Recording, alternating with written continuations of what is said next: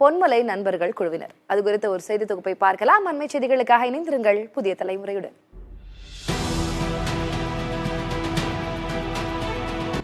ஆங்கிலேயர் காலத்தில் திருச்சி பொன்மலை ரயில்வே குடியிருப்பு பகுதியில் உயர் அதிகாரிகள் டென்னிஸ் மற்றும் பேட்மிண்டன் விளையாடுவதை பார்த்து ஆசைப்பட்டவர்கள் கட்டை பேட் விளையாட்டை கண்டுபிடித்தனர்.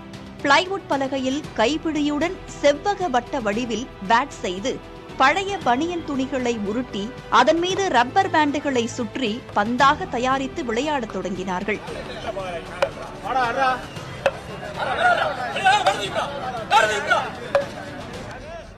இந்த விளையாட்டை உலகிலேயே திருச்சி பொன்மலை பகுதியில் மட்டும்தான் 100க்கும் மேற்பட்ட அணியினர் விளையாடி வந்தனர்.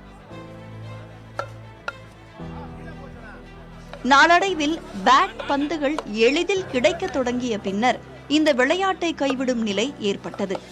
திருச்சியின் அடையாளங்களில் ஒன்றான பழமையான கட்டை பேட் விளையாட்டிற்கு புத்துயிர் ஊட்ட புறப்பட்டுள்ளனர் பொன்மலை நண்பர்கள் குழு.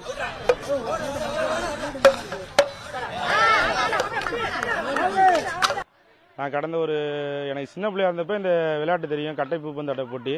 இதை பற்றி சொல்லணும்னா எங்கள் அப்பா காலத்துலேருந்தே விளையாண்டுட்டு இருக்காங்க எல்லாம்.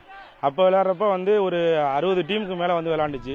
நாங்கள் இது இல்லாமல் ஃபெட்லைட் மேட்ச்சு, நைட்டு மேட்ச்சு, இப்போ பகல் மேட்ச்சு, பொங்கலுக்கு, தீபாவளிக்கு, கிறிஸ்மஸ், நியூ இயர் பண்டிகைகள் இதை விளையாண்டுக்கிட்டு இருந்தோம். நாங்கள் கிட்டத்தட்ட ஒரு 70-75 வருஷமா இந்த விளையாட்டை தொடர்ந்து விளையாண்டுட்டு இருக்காங்க. அது வேற எங்கேயுமே கிடையாது, இந்த பொன்மலையில் தான். இப்போ பார்த்தீங்கன்னா இது டோர்னமெண்ட்டாகவே நடத்துவாங்க.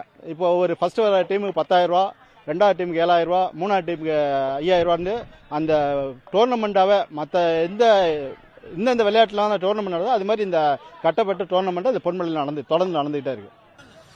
ஆண்டுதோறும் கட்டை பேட் விளையாட்டு போட்டி நடத்தப்பட்டு வருகிறது. அதன்படி இந்த ஆண்டு நடைபெற்ற போட்டியில் ஒரு அணிக்கு தலா 7 வீரர்கள் என சுமார் 100 வீரர்கள் பங்கேற்றனர். இதில் 7 ஸ்டார் அணியினர் 30 புள்ளிகளை பெற்று முதலிடம் பிடித்தனர். அந்த அணிக்கு 10,000 ரூபாய் பரிசும் வழங்கப்பட்டது.